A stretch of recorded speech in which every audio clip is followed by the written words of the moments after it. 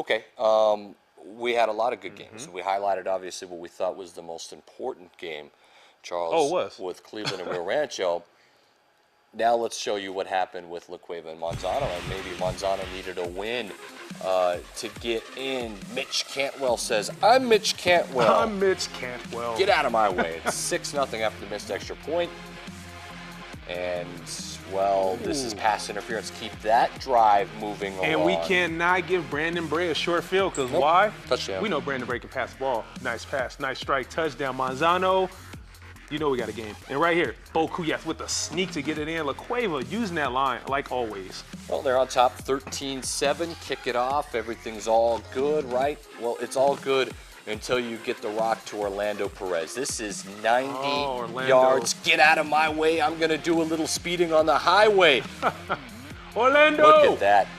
Orlando Perez, touchdown. Manzano retakes the lead 14-13. And then, well, Andrew Aragon skates through the middle, a 7-yard touchdown. La Cueva reclaims the lead. Back and forth Now, we went.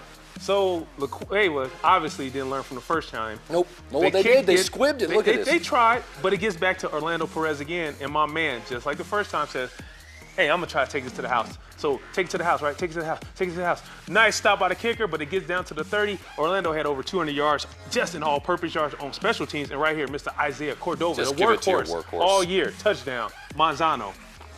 I don't know if you've ever heard of this name before, Who? but it's Mitch Cantwell skating his way through that defensive line. That's a 26-yard touchdown. La Cueva back up on top. And, well, Charles County in open space. Charles Ashley, what do you think of Charles County? Fantastic, Well, right? you know, with a name like Charles, Touchdown. you have to be really good. Look, we are literally trading the lead back and forth. And right here, La Cueva doing what they do well, set up the play action fake. Oh, look at that block right there.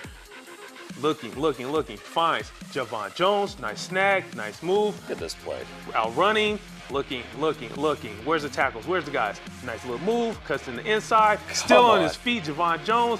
Oh, nice run, nice catch and throw.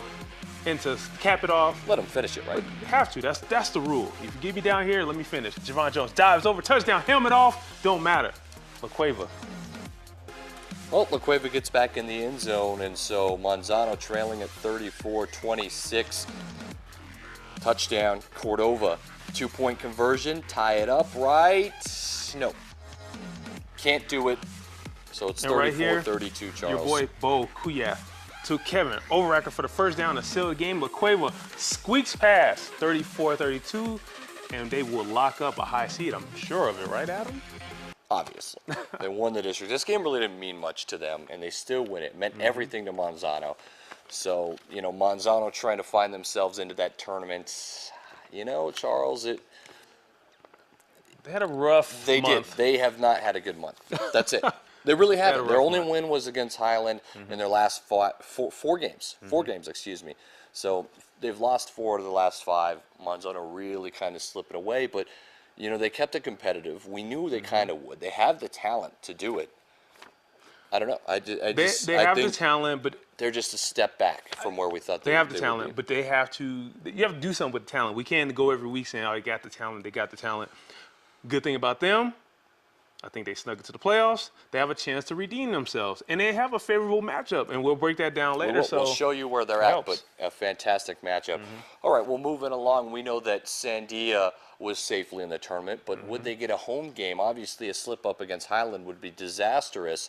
I don't think they would allow that to happen for Wilson Stadium on a Thursday, Charles, and get some things going with Jimmy Gallegos. We haven't talked a lot about him in a while, and Gallegos with tons of speed into the end zone. Sandia quickly on top here, and then, well, you know, Highland, they just haven't had anything to piece together. Ethan Conway's going to fumble, or Conley, excuse me, and that's going to go the other way, Sandia. And you're going to give it back to a team with explosive guys like this. Mr. Jimmy Gallegos again. Nice little hurdle, nice little cut, nice little another cut. Get out of my breaks way. a tackle, breaks another tackle, and I guess he's going to break another one. Touchdown. They're rolling, right? And your guy, M. Squared. Right here. Yeah. Malik Gordon sits back. You know what he's going to do. He's going to use those wheels right at at that. him. Look at the Squared speed. Nice G. block. And So you he's gonna folded. take You it. could- No. I just said MMG. I gave him an M square one time. Touchdown, Mr. Gordon. The defense did their thing too, tipped in the air. That's picked off, Tip drill. intercepted, right? So Sandia with the rock, they get a field goal out of it. Next possession, Conley gonna toss it, and you float one up like that. That's gonna be picked too. Yeah, you're gonna throw it up for rocking and grabs. rolling here in the second quarter. And when you have a weapon like this, you keep doing it. Nice little touchdown, boom, up the middle. Sandia's rolling, and right here, Ethan Conway. He's been a bright spot for them for a while. I thought nice little touchdown in the back of the end zone. Yeah. So where's the Conway? That's been all your season.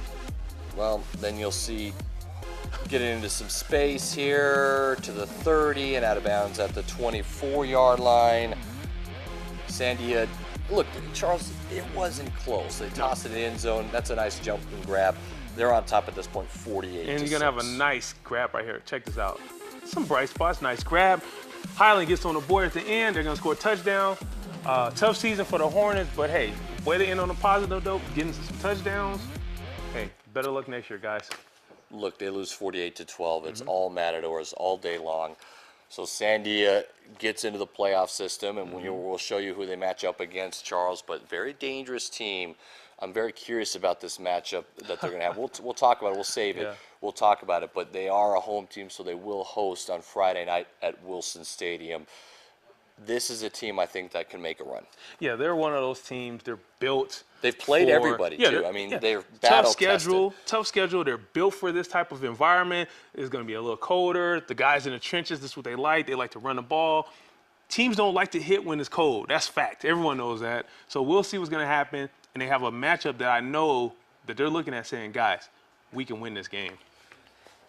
Okay, so do you think Sandia, though, not only can win in the first round, but can upset one of those top four that got buys, Charles? Because that's the real question. The Matadors, look, they've played La Cueva tough. They played El Dorado tough. I mean, they've played these teams tough. They beat Monzano. Can they get 2 wins? I'm a firm believer in teams that have a good line, good defense, good running game, always have a chance. And if you can slow the game up against these high-powered offenses, you have a chance. We'll recap the high school season, the high school week in full when we return right here on uSports Central. It's pretty much the season. Yeah, that's You got it.